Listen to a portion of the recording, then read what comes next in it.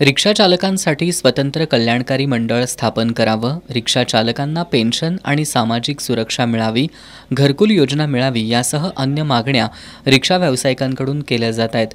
या मागण्यांसाठी आज ताराराणी रिक्षा व्यावसायिक संघटनेच्या वतीनं जिल्हाधिकारी कार्यालयासमोर एक दिवसाचं लाक्षणिक उपोषण करण्यात आलं। आगामी निवडणुकीपूर्वी शासनानं रिक्षा चालकांसाठी स्वतंत्र कल्याणकारी मंडळाची स्थापना करावी, अन्यथा मतदानावर बहिष्कार टाकण्याचा इशारा संघटनेचे अध्यक्ष शंकरलाल नंदलाल पंडित यांनी दिलाय। आज इथं सर्वसामान्य रिक्षा चालकांसाठी कल्याणकारी मंडळ स्थापन करावे या मागणीसाठी एक दिवसीय लाक्षणिक उपोषण करण्यात आलेलं आहे।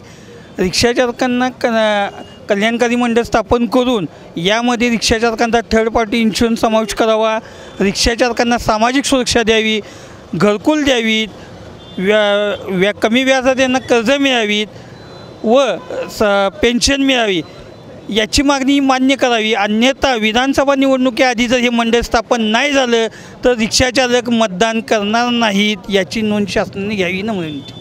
आंदोलनात जानू भुरके, आरिफ गारदी, सुशील कुमार महाजन, शिवाजी सूर्यवंशी, विजय तोरसकर, अरुण शिंदे, राजू कापूसकर, धर्मा भागोजी, सादिक मुल्लाणी, पप्पू झोरे, संजय सूर्यवंशी, महेश मस्के, नंदू जाधव यांच्यासह रिक्षाचालक सहभागी झाले होते।